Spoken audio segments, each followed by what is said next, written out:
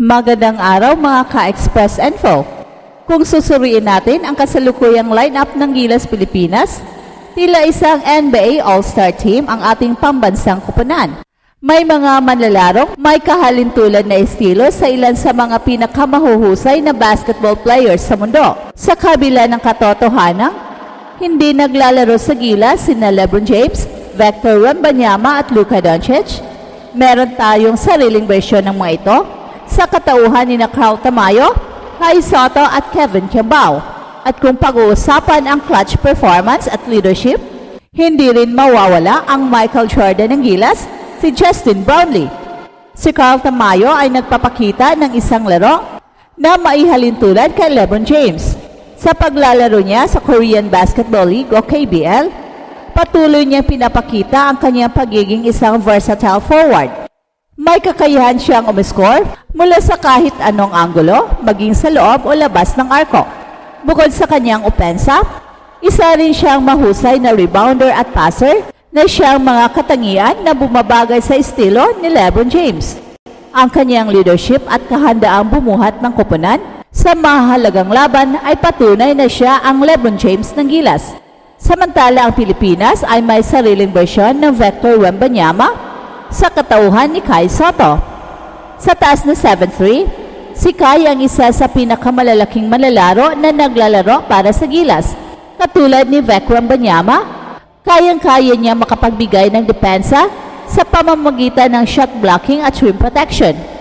Bukod dito, may perimeter game din siya at natututong maging mas agresibo sa opensa. Ang kanyang patuloy na pagunlad sa Japan B-League ay isang indikasyon na maaari siya maging isa sa mga pinakapangunahing big man sa Asia at sa mundo. At si Kevin Kembao naman, ang may tuturing na Luka Doncic ng Gilas Pilipinas. Ang kanyang laro ay puno ng finesse at basketball IQ na parang isang maestro sa loob ng court. Sa edad na 22, ipinapakita ni Kevin Kembao ang kanyang kakayahang magbasa ng opensa, gumawa ng plays, at umiscore sa iba't ibang paraan. Katulad ni Luka, may angking husay itong si Kevin Kembao sa pagbuo ng opensa para sa kanyang mga kakampi, gamit ang kanyang court vision at passing skills.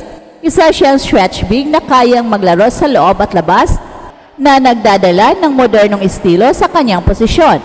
Ang kombinasyon ni Carl Tamayo, Kai Sotto at Kevin Kembao ay nagbibigay ng isang natatanging dimensyon sa Gilas Pilipinas.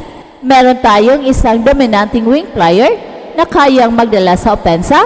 Ito si Carl Tamayo, isang highly skilled big man na kayang maging defensive anchor. At ito ay si Kai Sotto, at isang playmaking forward na may mataas na basketball IQ. At ito ay si Kevin Kembao. Sa pagsama-sama nila sa loob ng court, nagiging mas dynamic at unpredictable ang atake ng Gilas na tiyak na magiging mahirap sa mga kalabang koponan. At syempre, hindi rin natin makakalimutan ang Michael Jordan ng Gilas, si Justin Brownlee. Siya ang ultimate leader ng koponan, ang go-to guy sa crucial moments. Sa dami ng beses na iniligtas niya ang Gilas sa mga matitinding laban, hindi katakatakang tawagin siyang pinakakapani-paniwalang scorer at closer ng Pilipinas. Sa kanyang husay sa opensa, pagiging clutch at never say die attitude, mas lalo niyang pinapatibay ang posisyon ng Gilas bilang isa sa pinakamalalakas na koponan sa Asia. Si Justin Brownlee, na kilala bilang Michael Jordan ng Gilas, ay itinuturing na pangunahing leader ng koponan. Sa kanyang mga laro, siya ang madalas na takbuhan sa mga critical na sandali na nagpapakita ng kanyang kahusayan sa pag-score at pagiging clutch player. Ang kanyang kontribusyon ay hindi lamang sa puntos, kundi pati na rin sa inspirasyon at kumpiyansa na ibinibigay niya sa kanyang mga kasama sa koponan. Sa dami ng pagkakataon na iniligtas ni Justin Brownlee ang Gilas sa mga mahihirap na laban, hindi nakakapagtakang tawagin siyang pinakakapani-paniwalang scorer at closer ng Pilipinas. Halimbawa sa kanyang debut para sa Gilas noong February 24, 2023, laban sa Lebanon, agad niyang ipinakita ang kanyang kakayahan sa international stage. Bukod dito, sa 2023 Southeast Asian Games, pinangunahan niya ang koponan sa puntos, rebounds at assists sa semifinals laban sa Indonesia at sa gintong medalya laban ng Cambodia. Ang kanyang husay sa opensa ay hindi matatawaran. At sa kanyang panahon sa Barangay Ginebra, San Miguel sa PBA, nakapagtala si Justin Brownlee ng mga kahangahangang record, kabilang ang pagiging ikalimang import na umabot sa 5,000 career points noong December 18, 2022. At noong August 27, 2024, nagtala siya ng career high na 51 points laban sa San Miguel Beermen, na muling nagpatunay sa kanyang kakayahan bilang isang elite scorer. Ang kanyang pagiging clutch at never say die attitude ay nagbibigay ng malaking kontribusyon sa tagumpay ng Gilas at ng iba pang kupunan na kanyang kinakatawan. Sa kanyang pamumuno, mas lalo niyang pinatatag ang posisyon ng Gilas bilang isa sa mga pinakamalalakas na kupunan sa Asia. Ang kanyang dedikasyon at determinasyon ay nagsilbing inspirasyon hindi lamang sa kanyang mga kasama sa kupunan, kundi pati na rin sa mga tagahanga ng basketball sa buong bansa. At kung pagsasamahin ang kanilang talento, tila isang pangarap na lineup ang Gilas Pilipinas ngayon. Isang forward na may athleticism at versatility, Paul Tamayo. Isang towering presence na kayang magdomina sa loob, Kai Soto. At isang playmaker na may elite skill set, Kevin Kimball, at isang battle-tested scorer at leader, Justin Brownlee. Ang ganitong kombinasyon ay nagagay sa Gilas sa isang mataas na antas ng competition na kayang sumabay sa pinakamalalakas na kupunan sa mundo.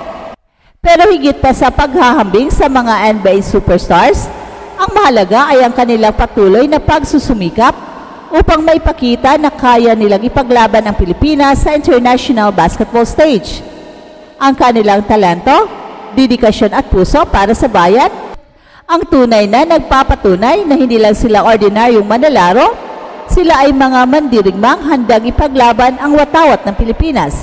At isama mo pa si Scottie Thompson, na noon ay kinumpara kay Russell Westbrook dahil pareho silang triple-double machine every game, although mas nakilala si Scottie Thompson sa kanyang rebounding at passing.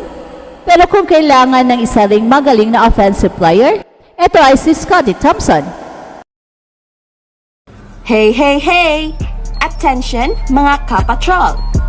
Get ready for an epic giveaway! Once Express Info hits 150k subscribers, one lucky winner will win the incredible Oppo Reno 11F 5G smartphone. Here's how to join. Step 1. Subscribe to Express Info right now. Step 2. Like this video. Then step 3. Comment anything good and positive about our idol Kai Soto. Super easy. Just subscribe, like, and comment.